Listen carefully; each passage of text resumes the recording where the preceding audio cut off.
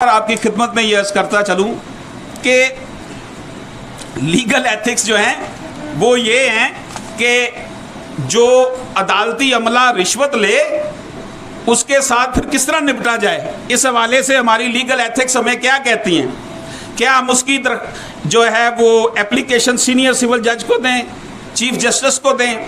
تو کیا ہم سمجھتے ہیں کہ ان اپلیکیشن سے کوئی فرق پڑے گا؟ کیوں جناب، ایسا کوئی فرق پڑتا ہے کبھی؟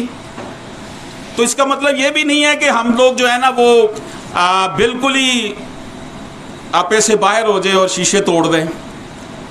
لیکن آپ یہ ضرور دیکھیے گا کہ بشر بے چین ہو تو انقلاب آیا ہی کرتے ہیں.